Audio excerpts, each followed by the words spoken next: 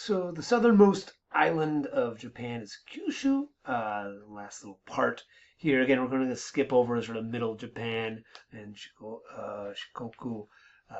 Kind of get to Kyushu. It's a very interesting part of Japan. I've never been there. This is kind of high on my list of places to visit, but there's a lot of really cool spots here. I mean, it's its own little island. I mean, it's not quite as big as Hokkaido, but still quite large.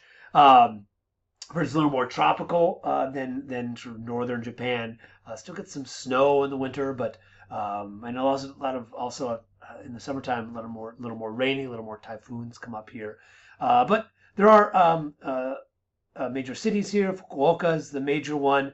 Nagasaki is also a city that's very important to Japanese history. Kagoshima as well. If you like baseball, I mean, again, one thing that kind of keeps a lot of these regions together, or Japan together, and in many countries as well as sports. The SoftBank Hawks of Fukuoka are very popular. They've been doing really well recently. They the Tokyo Giants and Osaka Tigers. Almost every city, Yokohama Bay Stars. Every city has their baseball team, and they, much like America, every city roots for them as well. So if you're in Fukuoka, you can check out a baseball game there.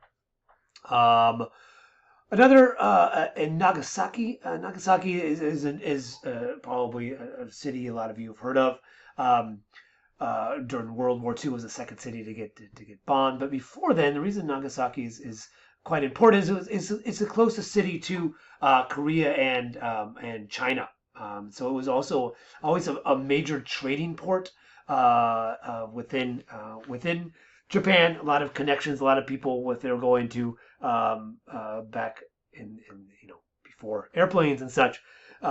If you were going to go to Japan to China, you would go down Japan to Nagasaki, and that's where you would depart from.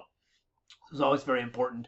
And then in the period of European expansion, Nagasaki is where the Dutch traders, well, first the Portuguese came, and then they were sort of kicked out, but the Dutch trading ports at Dejima, which is sort of this island that was created off of Nagasaki, is where the Dutch were able to kind of stay. And maintain sort of a contact there. So Nagasaki's always been very important. Another very important shrine here is the Daizufu Tenmangu Shrine. This is a shrine for Tenjin, who's the kami of education and learning.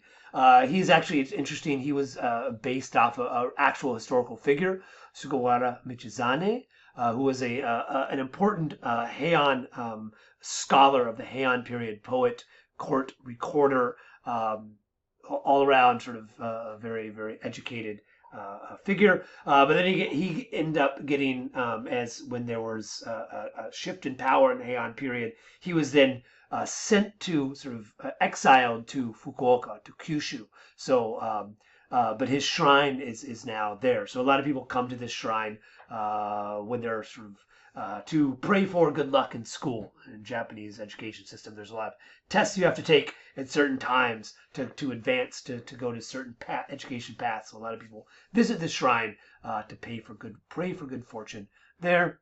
And then the last sort of city down south of Kyushu is this place called Kagoshima, which is really near this active volcano of Sakurajima, which is here. I'd really like, this is one of the cities I want to go see, just to kind of look across at this volcano in the background. Kagoshima is another city south of Kyushu.